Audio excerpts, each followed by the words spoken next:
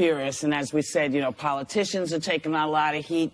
Folks that, stuff's happening. But the reality guy in the White House has sparked an international controversy, que surprise, after retweeting an anti-Muslim video or anti-Muslim videos from a far-right British website, some of which have been debunked as fake. But the White House still defended his actions. Take a look. It's important to talk about national security and national security threats. Look, again, whether it's a real video, the threat is real, and that is what the president is talking about. She's got a rough job. If it wasn't so tragic, if it wasn't so tragic, it would be funny. But it's so insane that a press secretary would say, it doesn't matter if the video being retweeted to the world to his 60 million followers, 44 million followers is real. It's just about the message behind it. I mean, they always talk about this administration, about the irresponsibility of the media. Well, what about their irresponsibility in that instance? You know what? You're forgetting one thing about this administration. One thing that people have to remember about Trump and this girl and the rest of them, they have no shame, okay? You cannot negotiate with people who have no shame. But it's beneath the dignity of the office of the United States presidency. They don't have shame. It's impossible to get through to them. You act like they're normal people. They're not normal. There's a guy there's a guy named Scott Adams that writes about the persuasive nature of the Trump administration, and it gives you an insight into not defending him, but what their strategy might be. Right. I think this is one of the most insightful comments yet by Sarah Huckabee Sanders, because there are often people that say, don't take him. What do you mean insightful? She's going to explain Well, that's what I'm saying, is that not to take it literally. A lot of supporters say, the hyperbole, the exaggeration. The problem is they just admitted that if the message they're pushing is okay, it's okay to be misfactual, like to not be truthful. Yeah. And that was the first time you're kind of hearing a term where they're confirming this idea that as long as you're pushing it for the right reason, it doesn't matter if it's literally true. And that's a scary thing to see. That doesn't play. That doesn't work. It's very scary because I think, he's clearly retweeted that 3 times. 3 different retweets to play to his base, to play to his supporters. And now they're somewhat confused because they don't know what is real and what it isn't, but they follow him. I want to address something you said yesterday, Meghan. You said that I implied that all Trump voters are racist or misogynistic. And can we put it in context? You said when Hillary won, and it comforts you that she won the popular vote because that means that not everyone is agrees with otherisms, not everyone is racist, not everything. And no, what I said was I feel better that she won the popular vote because that tells me that the majority of Americans understand that racism is wrong, that otherism is wrong, and that a woman can lead. Understanding that racism is wrong, I interpret it as saying that they're racist. Yeah, but let me. Can I ask you a question? Wait, Do you think all Trump supporters are? Let me finish my thought so that I don't forget it. I think you misunderstood what I said. And if you misunderstood it, then other people out there misunderstood it as well. And my point was very nuanced. And so let me explain the point. I do not think that all Trump voters are racist. And I didn't say that. I have friends, I have family, I have colleagues that voted for Trump. And so I don't think those people are racist. I think they're good people.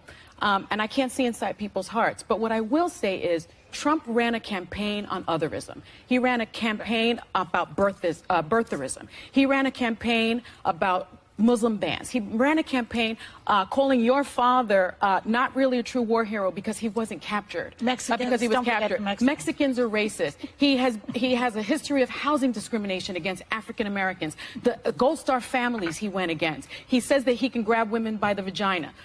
I mean, the list goes on and on and on and on. So when people hear that and look the other way, and not only look the other way, but vote for him, regardless of their personal motivation, whether it be race, whether it be personal financial gain, I think you're somewhat complicit in that because you don't have to be a racist to allow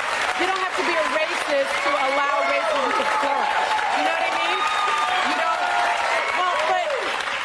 You don't have to be a bigot to enable bigotry. You don't have to be a racist to allow racism to flourish. And so when I said 3 million other people saw what he was talking about, and they didn't look the other way.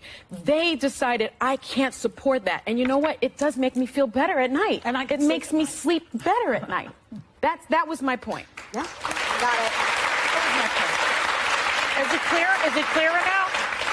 I think we view the election. I agree with some of what you're saying. I think that, with all due respect, I spend a lot of time in Red America. I think I understand the Trump voter, and I think to say that they're complicit, there's a lot of people that felt really left behind. I think this election was about poverty. You also said something about Andrew Jackson having a photo in the White House being a siren song or a virtue signal. I don't remember exactly, but something about... For the viewers that didn't see that, you know, Donald Trump, when he was talking in front of the code talkers, the Navajo Nation, he was doing it in front of a portrait of Andrew Jackson, who was the Indian killer. And he chose to have that portrait in his Oval Office. And I said it was bad optics, but you said it was a signal. And I think for me, it's like sitting here being like, well, why if you have a picture of Andrew Jackson up, that means that you hate Native Americans. But why him at that particular... Can I tell you something? It is... I'm trying to explain my people here on the show every day, and it's an intense challenge. It really is. I try very hard every day. Which are your people? And which are your people? I consider red state people my people. Yeah. Wait a minute. Hold on. You didn't vote for Trump. I did not vote for Trump, but part of it is because of a personal attacks on my father. I couldn't reconcile those two things, but I do think that... People can't reconcile his racist remarks sometimes. Why do you think that are of color? About the Wait, hold on. Let him finish. I'm sorry.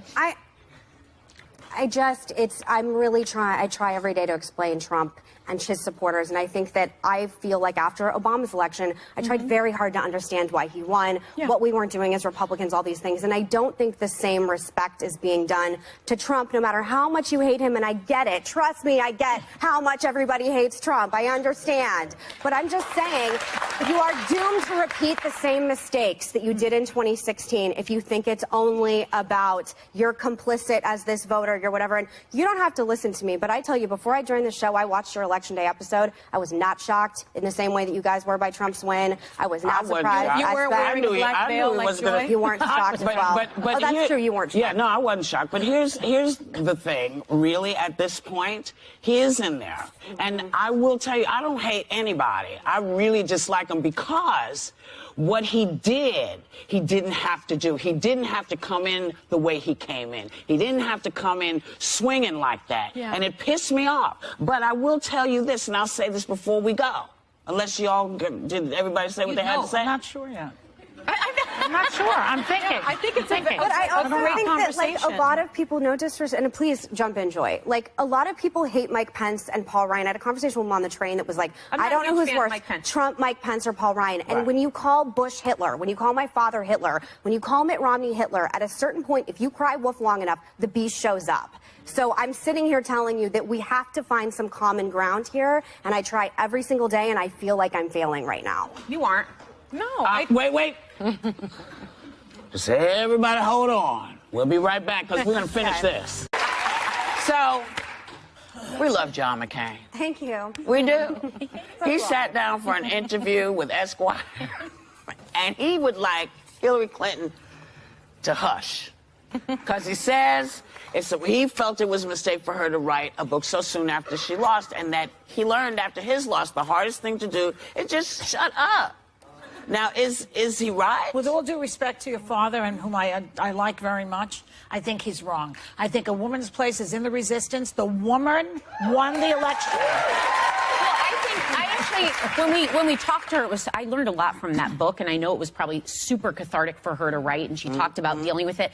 What I think I could get on board with is if she wrote it, got it out, but then maybe waited to release it so it becomes more historical, because I think the optics of looking at someone that's lost, whether you agree with them, and I voted for her or not, it looks bad when you did not win, and you're already out of the gates talking. She did win. But you know, we asked her about that when she did win. She won the popular vote. She won the popular vote. We don't elect presidents of America with the popular vote. But the numbers are still there. Does that make you feel good at night? Like, when you're so angry about Trump, does that make you feel better? Because if I were you, it would not make me feel better. It doesn't. The electoral college matter. I mean, the electoral college you live and die by. And I will say, losing the presidency is a unique experience. I know my civics, Meg. Oh, because you've experienced running for president. You know what it feels like on election night, Joy. Listen, I was hit. She wore a black veil. I had a black veil on the night that why are you pointing to me? I was not talking for that. I was telling the audience, calm down. What my father is saying is the personal experience. Yeah. Which is a hot today. No, I think her point is a valid that one because you were up close and personal when your father didn't win the election. And I've been there on election nights for other candidates who haven't won, and it's deeply sad. And I think when on our election night, we prayed, and then my father told me to buck up. We're the most blessed people in the world. And then he didn't complain about it. And we as a family recognize President Obama as the phenomenon that he was. And whether or not you like it, President Trump is a populist phenomenon in a completely different way. And I think if I were you and I'm part of the resistance, I would look forward to new leadership. Because I am. And who?